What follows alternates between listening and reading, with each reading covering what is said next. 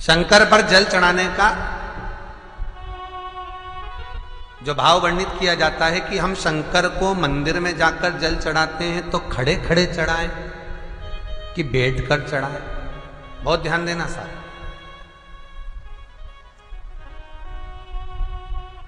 शंकर में मंदिर में जाकर हम भगवान शंकर को जल चढ़ाएं तो खड़े होकर चढ़ाएं कि बैठकर चढ़ाएं।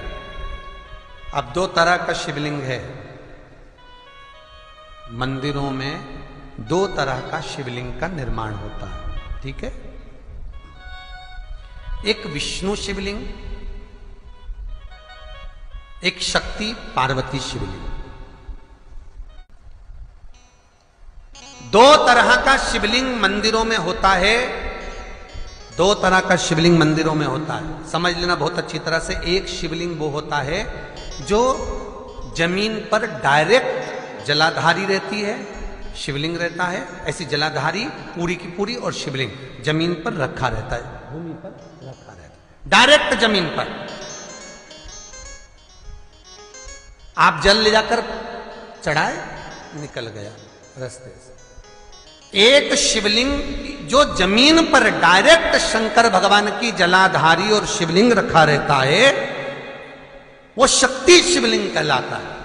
पार्वती का हस्त कमल उस शिवलिंग के सम्मुख में, और दूसरा शिवलिंग एक डमरू जैसा होता है। अब वो हम उसको कैसे वर्ण, डमरू शिवलिंग होता है, ऐसा उसका स्टैंड होता है, ऐसा स्टैंड होता है, नीचे शिवलिंग रखने की जगह होती, फिर ऐसा होता है, फिर उसके ऊपर इस तरह शिवलिंग रखा होता है। देख, दर्शन करें आप लोगों ने। अब फिर इसके ऊपर शंकर भगवान का शिवलिंग रखा होता है, ठीक है। इस तरह का जो शिवलिंग होता है, एक डायरेक्ट नीचे रखा हुआ शिवलिंग, और एक भगवान जो नीचे डमरू जैसी आकृति होती है, इस पे जो डमरू जैसा जो भाग बना होता है, ये भगवान विष्णु का हस्तकमल है, और ऊपर का जो भाग है वो भगवान ब्रह्मा का हस्तकमल है। इसको विष्णु शिवलिंग कहते हैं।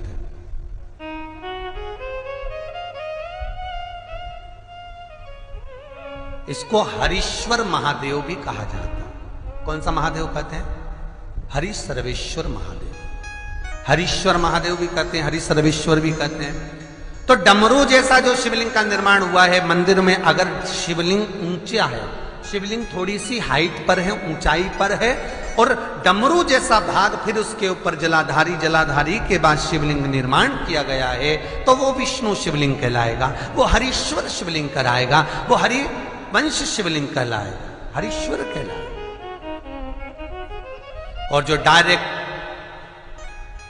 सीधे जो रखा हुआ है, 12 ज्योतिर्लिंग के अगर आप दर्शन करेंगे तो कहीं पर भी आपको विष्णु शिवलिंग नहीं मिलेगा, केवल एक नागेश्वर को छोड़कर जम के बोलिए, केवल एक नागेश्वर। नागेश्वर को छोड़कर बाकी के जितने 12 ज्योतिर्लिंग में शिवलिंग के दर्शन करोगे सब शक्ति शिवलिंग मिलेंगे, सब जमीन पर। आप जितने भी देखेंगे, काशी का देखेंगे, महाकालेश्वर देखेंगे, तो डायरेक्ट जमीन पर जलाधारी बनी है महाकाल बाबा की, डायरेक्ट जमीन पर बनी है, कोई ऊंचाई नहीं है, डायरेक्ट जमीन पर फिर शिवलिंग है। ओमकारेश्वर देख लीजिए, ममलेश्वर देख लीजिए, आप चाहें तो विश्वनाथ देख लीजिए, डायरेक्ट जमीन पर। सोमनाथ देख लीजिए, डायरेक्ट जमीन पर। केदारेश्वर देख लीजिए, डायरेक्ट जमीन पर। भीमाशंकर, वैद्यनाथ, डायरेक्ट। आप वैद्यनाथ जी के लाइव प्रसारण कभी चालू कर देखना, डायरेक्ट जमीन पर, डायरेक्ट। तो जितने भी शिवलिंग हैं सारे के सारे शक्ति शिवलिंग हैं।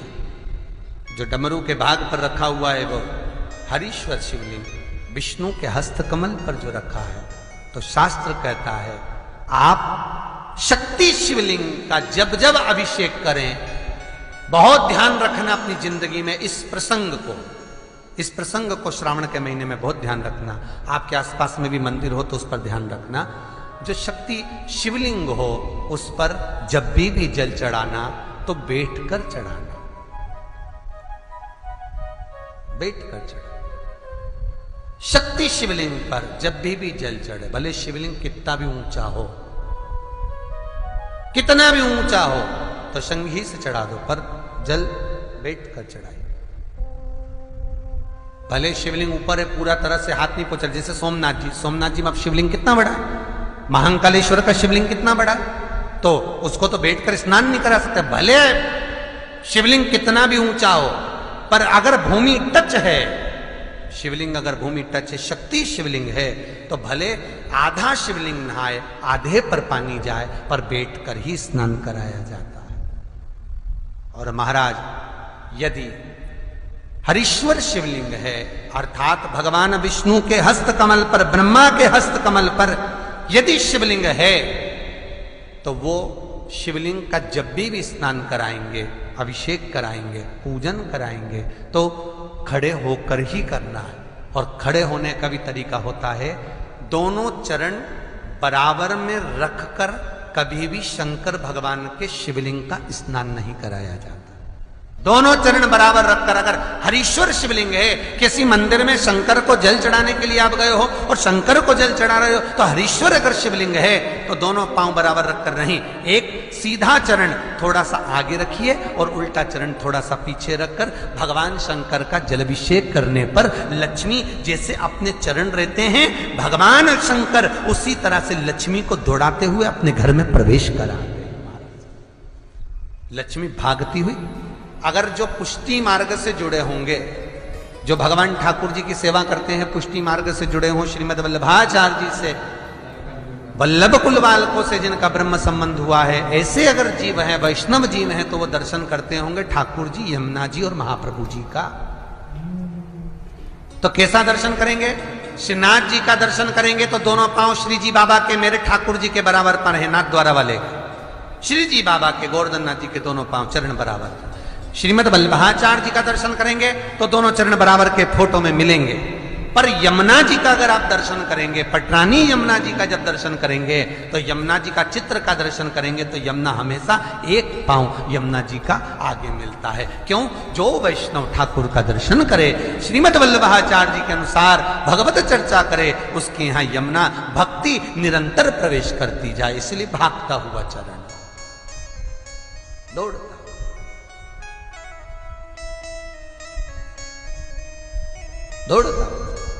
तो शंकर भगवान का अगर हरीश्वर शिवलिंग है, कहीं शिवलिंग डमरू आकृति पर, अगर ऊंचाई पर है, हरीश्वर है, तो फिर जल खड़े होकर चढ़ाए, चरण आगे पीछे। बहुत ध्यान देना महाराज, हरीश्वर शिवलिंग का वर्णन किया महाराज, बहुत सुंदर बात कही है, बहुत ध्यान से सुनिएगा। शक्ति शिवलिंग के ऊपर जो जलाधारी लगती है, शक्ति शिवलिंग के ऊपर जो जलाधारी लगती है, वो 5 मिनट, 10 मिनट, आधा घंटा रखकर 24 घंटे के लिए हटा सकते हो। शक्ति शिवलिंग के ऊपर जो जलाधारी लगती है, वो 15-20 मिनट रखकर, आधा घंटा रखकर आप हटा सकते हो। पर हरीश्वर शिवलिंग के ऊपर, भगवान विष्णु के हस्त कमल पर जो शिवलिंग का निर्माण आपको भी वर्णन किया, अगर वो शिवलिंग है तो उस पर जलाधारी अगर लगी है, तो कम से कम 5 घंटा, 8 घंटा तो जलाधारी को रखना पड़ेगा ही। बहुत ध्यान दीजिए महाराज। शंकर जी की प्राण प्रतिष्ठा करते समय, शंकर जी की स्थापना करते समय, शंकर जी को प्राण प्रतिष्ठित करते समय एक एक चीज का ध्यान करना पड़ता है कि हमें कैसा शिवलिंग रखना है, कौन सा शिवलिंग रखना है, कैसे स्थापना करना है, किस भाव का होना चाहिए। शंकर के मंदिर में शंकर जी विराजे हैं तो गणेश जी, कार्तिकेय और पार्वती की मुद्रा कैसी होना चाहिए, गणेश जी कौन सी सूंड का होना चाहिए। जब शंकर के मंदिर में हम आराधना कर रहे हैं तो गणेश जी की सूंड किस ओर होना चाहिए, पार्वती की मुद्रा कौन सी होना चाहिए, षडानंद कार्तिकेय की दृष्टि कहां होना चाहिए, ये शंकर जी की प्राण प्रतिष्ठा में देखा जाता है। केवल मूर्ति वाले ने बाजार में मूर्ति बनाकर बेच दी और तुम गए हमें शंकर जी का परिवार दे दो, हमारे मंदिर है छोटा सा, मैं वहां प्रतिष्ठा करना है। तुम बाजार में गए और शंकर जी का परिवार लेकर आ गए, शंकर जी लिया, कार्तिकेय लिया, पार्वती जी लिया, गणेश जी लिया और स्थापना करवा दी पंडित जी से। और बाद में बोली हमको थोड़ी कष्ट हो रहा है, हमको थोड़ी तकलीफ हो रही है, कहीं ये हम जब से लाए इससे तो नहीं हो रही, कहीं इससे तो नहीं। नहीं, गलती तुम्हारी है। तुम तो बस गई और लेकर आ गई। यहां तक शिव महापुराण की कथा कहती है कि तुम्हारे घर की मूर्ति जितनी पुरानी होती है उतना सुख देती है। आपको पहले भी कथा में कहा, दिया और मूर्त पुरानी होगी चलेगी।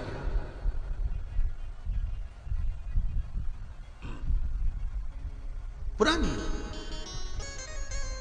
चढ़े हुए जल को जब आप थोड़ा सा लेकर आते हो, आपको बताया था ना कि खाली लोटा नहीं लाना चाहिए, खाली कलश शंकर जी के मंदिर से वापिस नहीं लाना। शंकर भगवान को जल चढ़ाया, चढ़ाने के बाद थोड़ा सा जल हाथ में या कटोरी में या कलश में झेल लिया, भले 2 बूंद लाओ पर अपने घर पर लेकर आओ। उस 2 बूंद जल का भी स्पर्श कलश के अंदर हाथ की 3 उंगलियां लगाकर अगर त्रिशूल पर टच कर कर मात्र आपने उस कलश के अंदर लगा दिया और वो जल भी आपने अपने घर पर छोड़ दिया, छीट दिया या उसका आचमन मात्र हो गया, तो व्यक्ति का यश बढ़ना अपने आप प्रारंभ हो जाता है, उसकी यश की प्राप्ति उसको होने लगती है। शिवलिंग पर जल चढ़ाने का नियम जाने और